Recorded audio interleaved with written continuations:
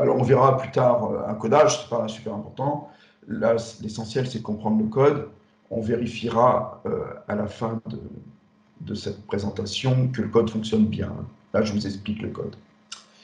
Alors, ça, on a fait notre première phase, on est content. On a inventé un système de codage plus complexe que le code de César. C'était pas compliqué, vous m'avez dit, et puis c'est pas super sécurisé, mon truc. C'est pas sécurisé, c'est pas sécurisé, d'autant plus qu'on sait depuis quelques centaines d'années que dans n'importe quelle langue, il y a des lettres qui sont plus présentes que d'autres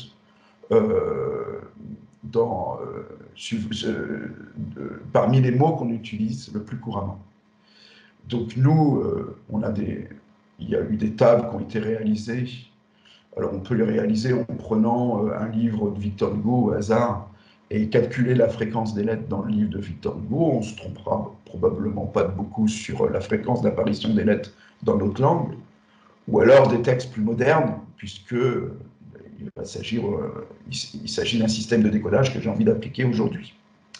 En tout cas, là, on va s'amuser à décoder le système qu'on vient de mettre en place, de le casser. On va le casser. On va voir comment faire pour casser ce système. Et donc, foutre en l'air le boulot que je viens de réaliser. Mais bon, c'est comme ça. La vie est un éternel recommencement. Alors, vous voyez, je pense que vous ne serez pas surpris que la lettre la plus fréquente dans la langue française, c'est E. Alors ça, c'est un tableau de l'année. J'estimais que ce n'était pas super important que je sois avec des valeurs exactes. C'était le principe qui m'importait. Mais le tableau que vous voyez là, il est cohérent. La lettre la plus présente, c'est E, puis presque à égalité, les A, les S, les T, les N et les I, ce qui, moi, me semble assez cohérent, en fait. En tout cas, je suis plutôt rassuré de voir que les Y sont présents seulement à 0,30%, parce que c'est vrai que j'ai l'impression qu'on n'en voit pas des tonnes. Voilà, donc on va servir de ce tableau pour pouvoir, alors dans un premier temps, avant de parler du tableau, je vais déterminer dans un texte que j'ai envie de décoder, je vais déterminer le nombre de A, de B, de C, de D, etc., présents dans le texte. Ayant dans l'idée, après, de dire que la lettre qui sera la plus présente dans mon texte, eh bien, ce sera le E.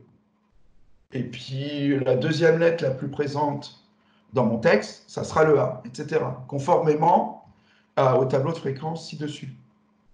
Donc là, je vais d'abord, dans un premier temps, écrire une fonction, en l'occurrence, qui me permet de déterminer la fréquence, le nombre d'occurrences de chacune des lettres dans le texte.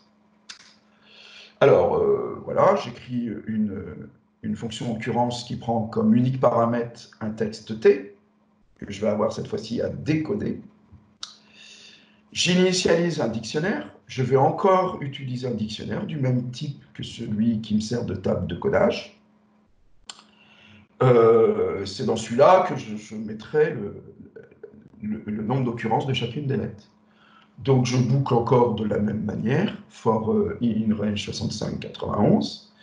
Et donc, là, la ligne que vous voyez ici, dico chr de i, donc d'abord, ça va être dico de A, dico de B, etc. J'initialise toutes les occurrences à 0. Là, le boulot, c'est de tout initialiser à 0.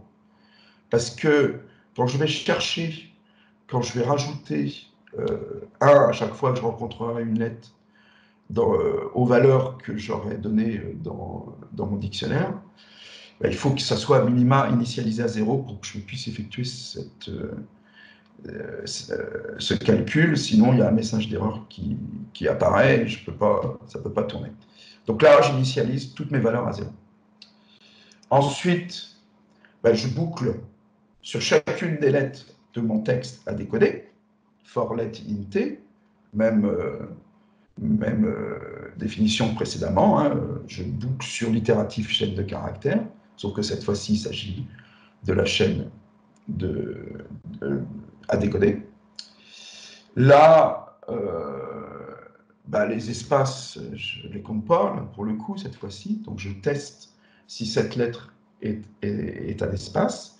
Si tel n'est pas le cas, je vais incrémenter la valeur correspondant à la lettre à laquelle je suis rendu dans le moment où je boucle dans mon code, dans mon texte à décoder.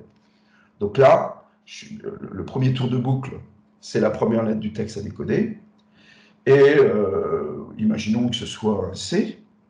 Et donc, je vais incrémenter DICO, alors au niveau du dictionnaire, quand il y aura la clé C, elle était à 0 initialement, je vais rajouter 1, ça va faire 1. Et à chaque fois que je rencontrerai un C, ça incrémentera cette valeur pour, au final, me donner le nombre d'occurrences de C dans le texte T.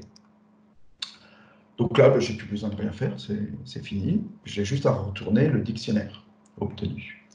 Donc ça me calcule le maximum d'occurrences. On va voir tout à l'heure quand je vais tester le programme. Ça va me donner, alors là on voit juste un extrait du dictionnaire, on voit les 6 premières lettres. Donc on vérifie, dans le texte « Bonjour à tous », il y a bien effectivement un A, un seul B, aucun C, aucun D, il y a bien 2 E, et il y a bien un seul F. Bonjour, aucun F, pardon, je ne le voyais pas. Voilà, ça marche bien et ça marche jusqu'au bout. Alors, ce qui va m'intéresser, c'est la lettre la plus présente dans ce texte. Là, en l'occurrence, ça va être O, qui possède 4 occurrences. Et pour pouvoir après décider que, en fait, la lettre, le O dans mon texte à décoder, parce que là, ce n'est pas un texte à décoder, au fait. J'ai mis un texte en clair. Mais bon, c'est le même principe que ce soit un texte à décoder ou à coder pour déterminer le nombre d'occurrences. Mais là, le haut, en fait, je déciderai qui correspondra, prenant le risque de me planter. On va voir d'ailleurs comment ça va se passer. Alors, j'ai besoin effectivement d'avoir la lettre dont l'occurrence est la plus importante, pour savoir déjà quelles vont être les E. Donc, je vais écrire une énième fonction qui va me permettre de calculer la lettre qui possède le maximum d'occurrences. Sachant que la valeur de l'occurrence en question ne me sert pas. J'ai juste besoin de savoir que c'est la valeur la plus importante. Alors voilà comment on va s'y prendre. Donc je crée une fonction que j'appelle max, qui prend en paramètre un dictionnaire, alors qui va être le dictionnaire, cette fois-ci, plus de décodage, mais le dictionnaire des occurrences. Et je vais initialiser un petit thème à -1, vous allez voir pourquoi après. Et là, il y a une autre façon de boucler, en fait. C'est de boucler dans un dictionnaire. Dans un dictionnaire, il est composé de couples clé-valeur. Et donc, ce qui est intéressant, c'est de boucler sur les deux à la fois. Alors, voici comment on procède. Alors, très souvent, hein, c'est une habitude des développeurs, la première variable que vous voyez là, clé, ça correspond, elle va prendre pour valeur la clé. C'est pas par hasard qu'on l'appelle clé, bien entendu. Mais je pourrais donner n'importe quel nom de variable, sauf que c'est la première qui va accueillir la clé du couple en question. Et la deuxième variable, val, va accueillir la valeur correspondante. Mais dans un souci de clarté, on essaye de les appeler clé et val ou clé valeur pour que voilà, on n'ait pas d'hésitation sur ce qu'elles signifient, ce qu'elles contiennent. Mais en procédant comme ça, il faut parcourir non pas le dictionnaire, on pourrait avoir tendance à se dire qu'on pourrait faire for clé val indico, mais ce n'est pas la syntaxe qui a été retenue. Il faut boucler sur les items. Alors les items, c'est un item d'un dictionnaire, c'est un couple. C'est un couple clé-valeur. Donc là, on va boucler parmi tous les couples de clé-valeur du dictionnaire. Alors là, qu'est-ce que je fais? Là, mon objectif, c'est de chercher l'occurrence la plus importante. Donc, je fais un test disons qu'on est au premier tour de boucle, je fais un test sur la première valeur de la clé. Est-ce qu'elle est plus grande que le M qui va accueillir en fait la valeur maximale au fur et à mesure? C'est pour ça qu'on l'a mise à M égale moins 1, parce que comme les occurrences des lettres sont à minima égales à 0, elles sont toutes supérieures à moins 1. Et la première, la première valeur, je vais décider que c'est la plus grande pour l'instant. Donc, au premier tour de boucle, val est fatalement plus grand que M, même si c'est 0. Donc, ça va être ma première valeur maximale, même si c'est 0. Donc, je mets si val est plus grand que M, ce qui est forcément le cas au premier tour de boucle. M prend la valeur val, que ce soit 0, autre chose, ou peut-être que je vais, dès le premier tour de boucle, je tombe sur le premier maximum, sur le vrai maximum, pardon, et ça achèvera, il ne se passera plus grand-chose après. Mais là, puisque les tests val supérieur à M sont mis en défaut à chaque fois. Mais là, bah, bon, je continue. Et puis, il faut que je récupère, parce que moi, j'ai besoin de savoir quelle est la lettre qui est la plus fréquente dans ce texte. Il ne faut pas que j'oublie de récupérer la clé. Et donc, je le mets dans une variable que j'appelle lettre.